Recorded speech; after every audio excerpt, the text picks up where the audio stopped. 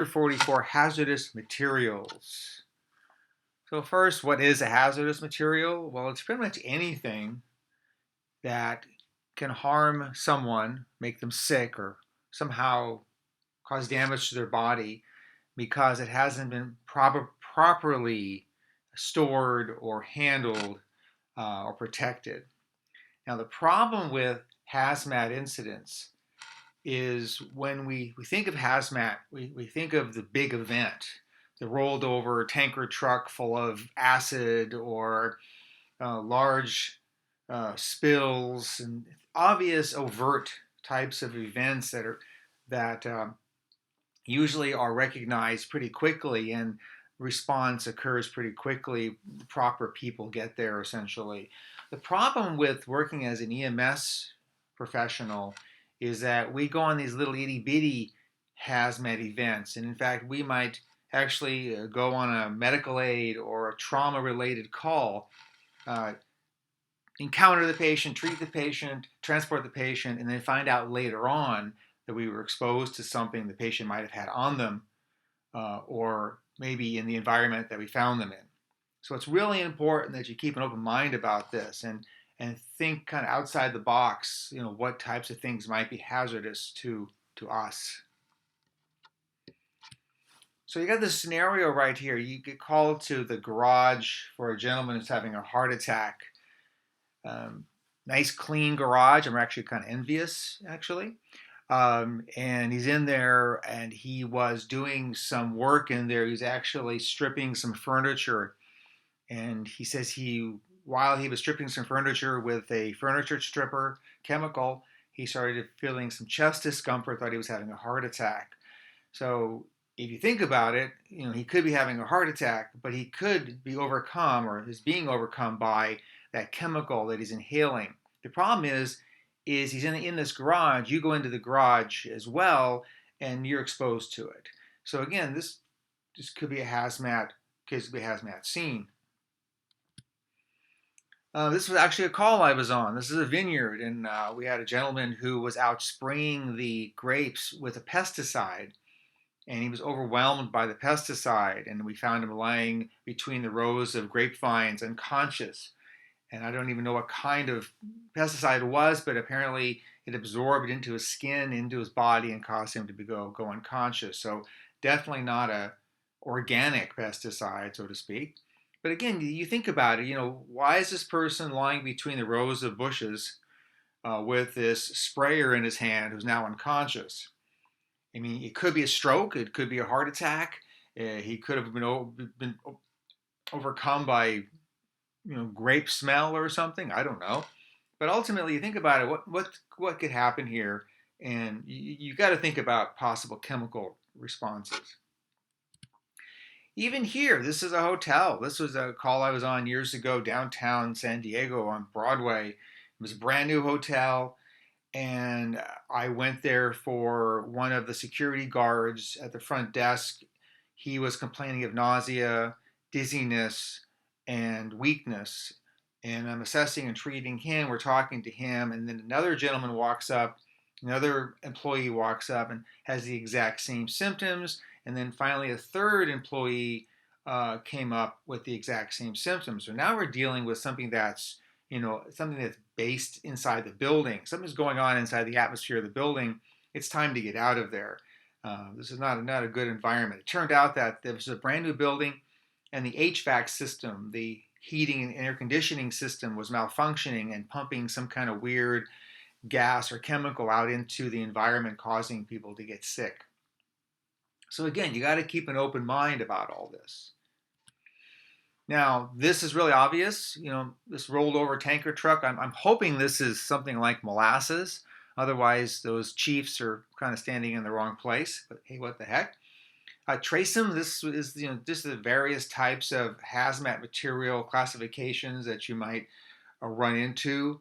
Thermal, of course, be something in like gasoline or diesel fuel, and of course, radioactive materials and gases like phosgene gas can asphyxiate you, and there's all different kinds of subclassifications within these major classes of of hazmat materials.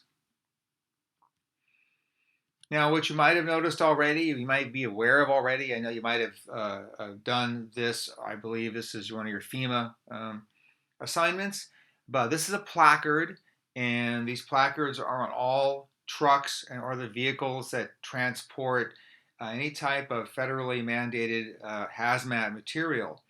And this four-digit number, if we go to a special, well, we carry the special little hazmat book on the ambulances and fire trucks, we can look up that number and it tells us exactly what that material is inside that tanker, what its life risks are to humans, how it can be neutralized, and who to call in case there is a spill.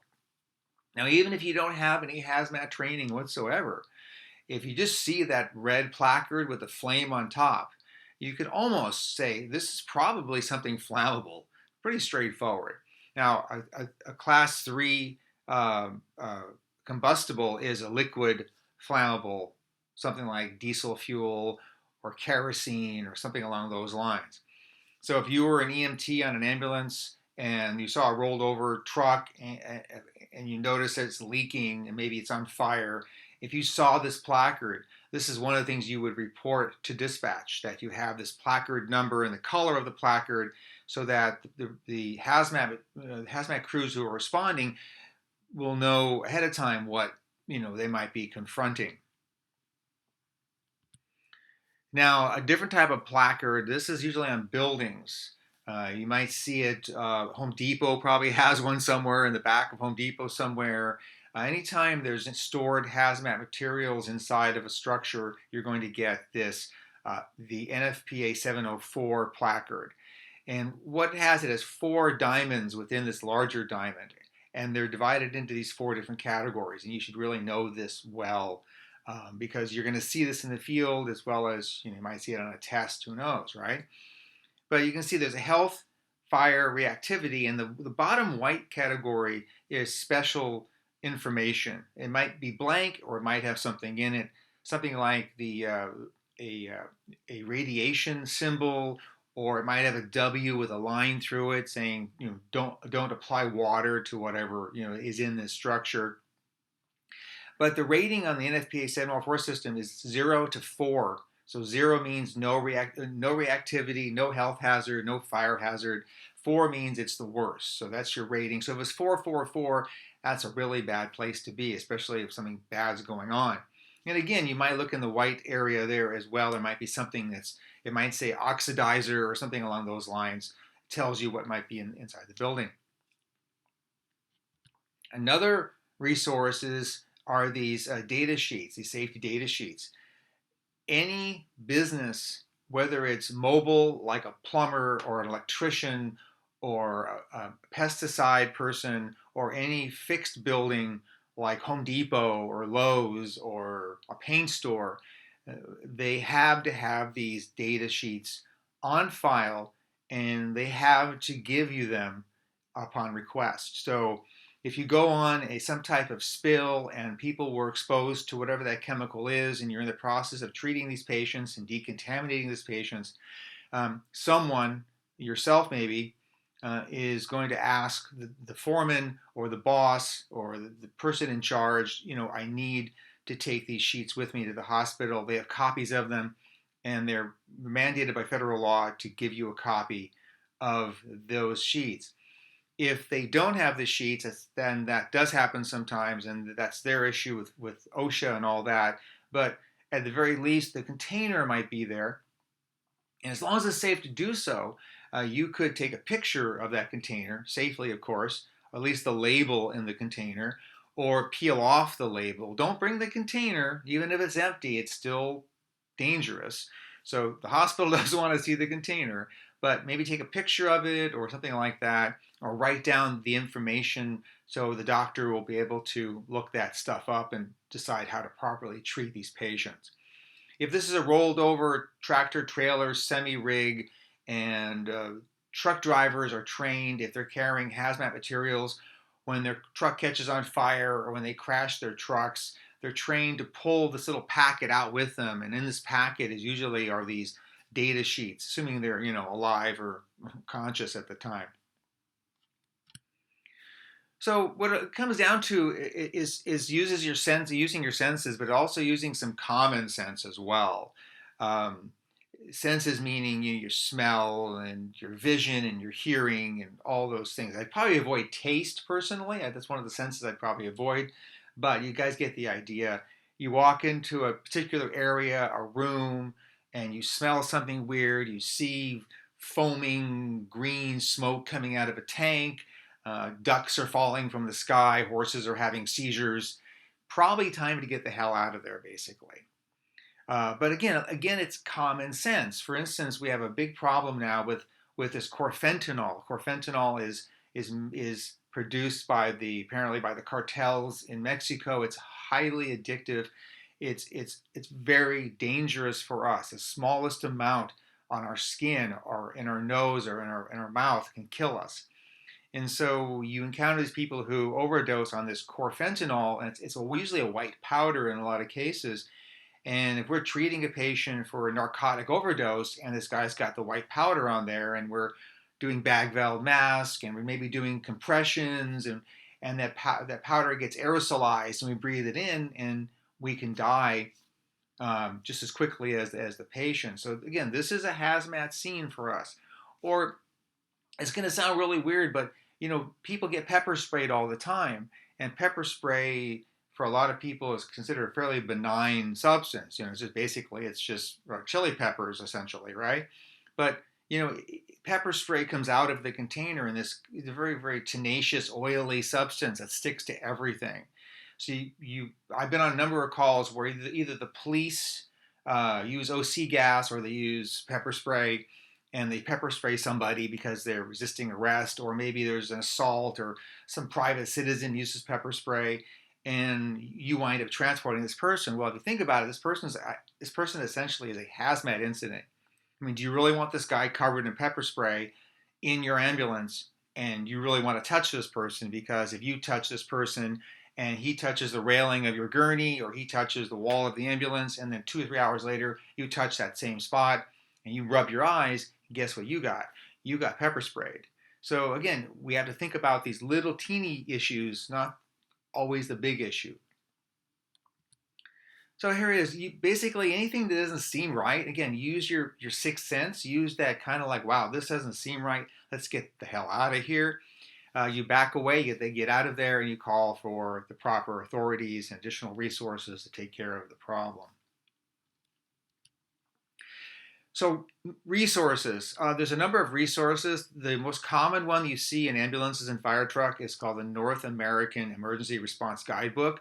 It's a physical, usually it's an orange covered, soft, like a paperback looking thing. And in there is all those numbers. So if you had a number of like 1287, you could look it up, or 1075, you could look it up, and it would tell you exactly what it is and all that information. It also comes as an app on your phone as well, and a lot of firefighters, a lot of captains have them on their cell phones now. Both Chemtrek and Chemtel are telephone resources, so they're 24-hour resources. You or the fire captain or the battalion chief or whoever it might be can call up these resources and say, this is what we have. These are the symptoms we're seeing in the patients. How can we neutralize this? How can we treat our patients? And it's all funded by the chemical industry of America and also Canada as well, as I remember. And it's, again, more good resources. But the one we use mostly, the one we have on hand in front of us, is usually the Emergency Response Guidebook.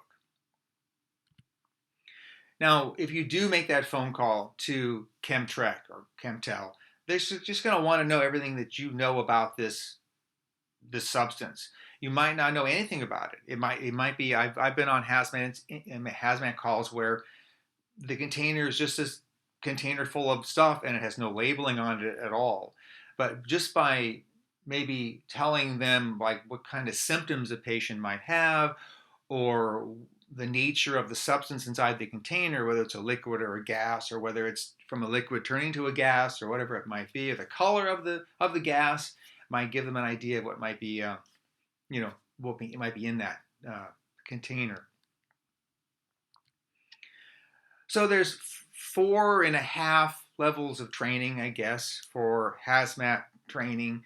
When you're done with the EMT course, you will be at the first responder awareness level, which means you understand these events can occur.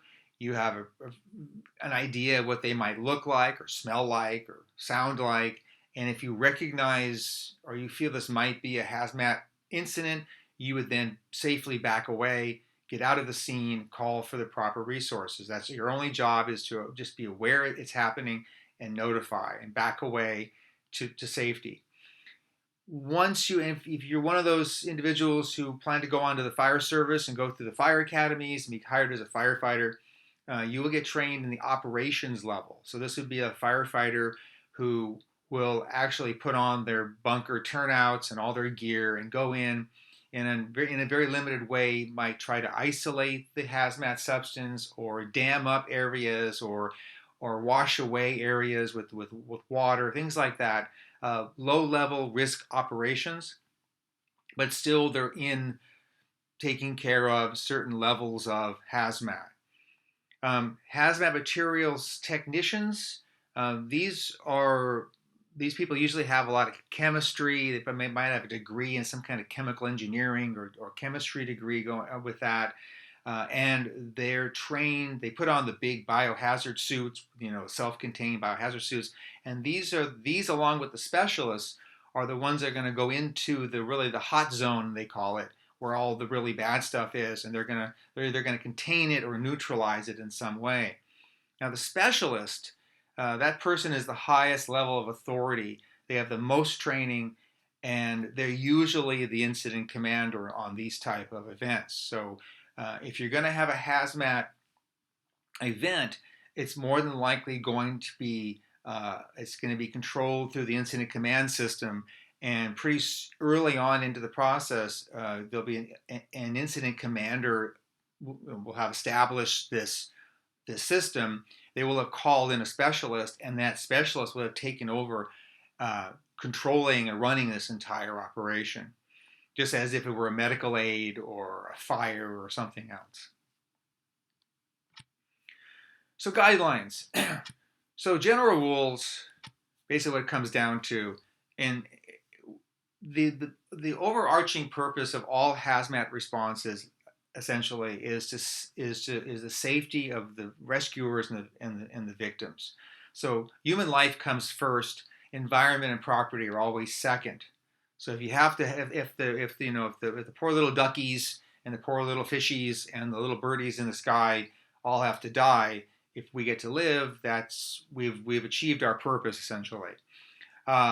So that's the ultimate priority, is human life, protecting human life in these situations at any cost, I guess, within reason.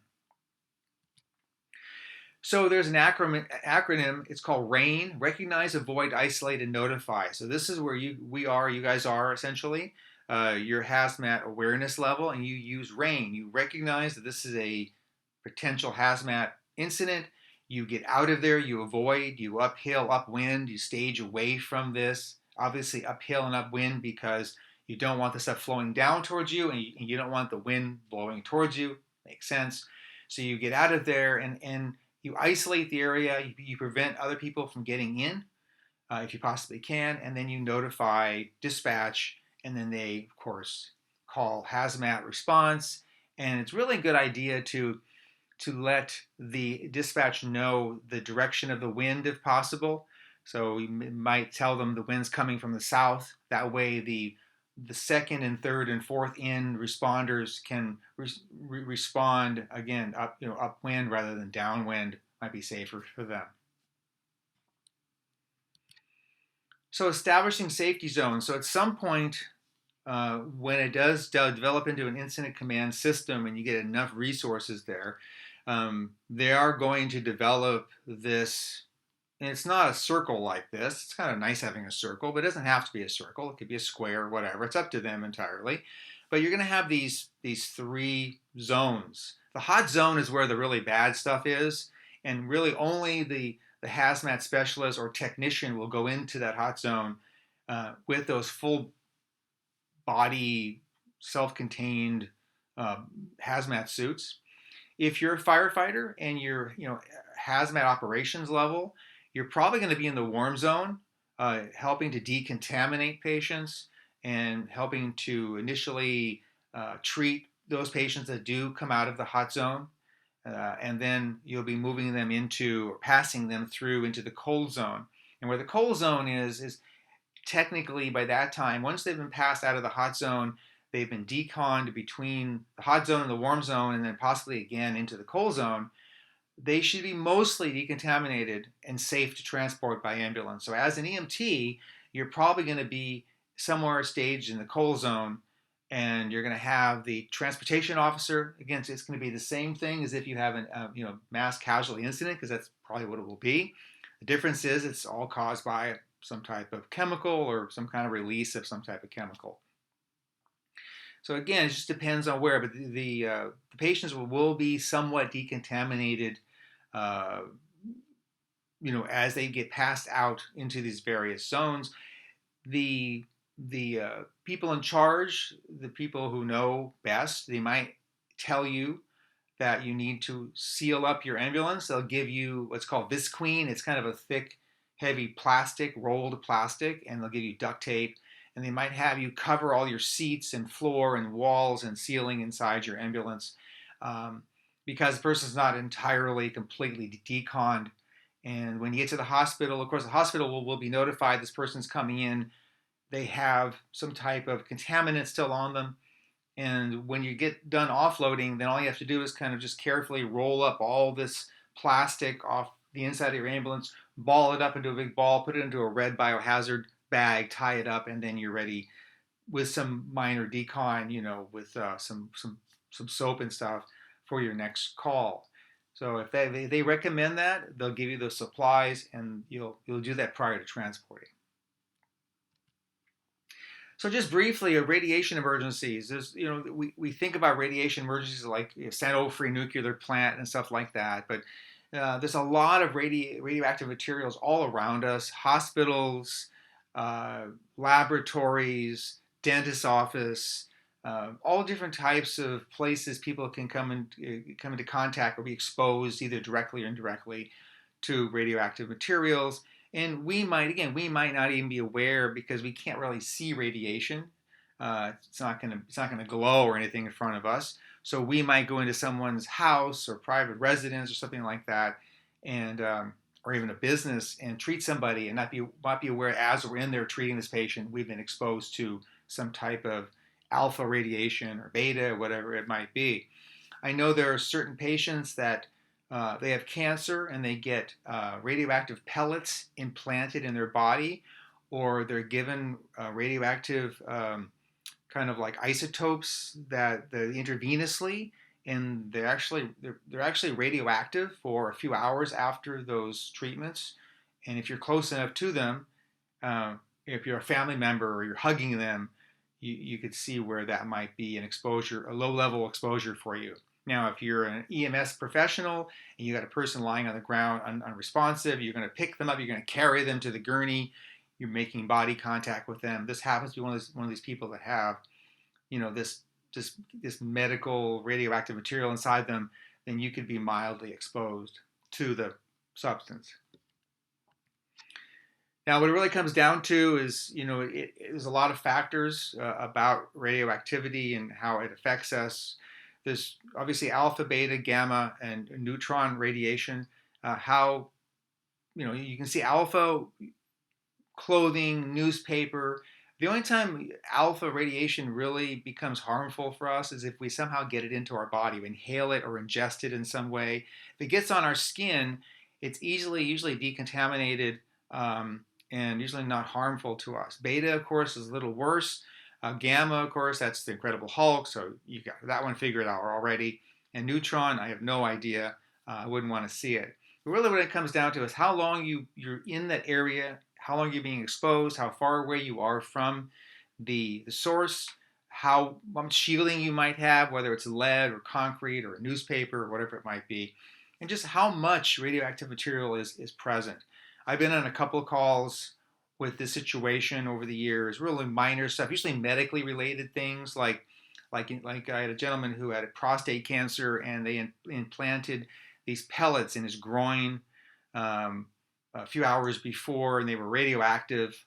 Couldn't tell you what kind of radiation it was, but he was hot, so to speak, not that kind of hot, the other kind of hot, and so he had this radiation, and apparently he could have transmitted it to us if we got close enough to him. So there's different ways radiation affects the body.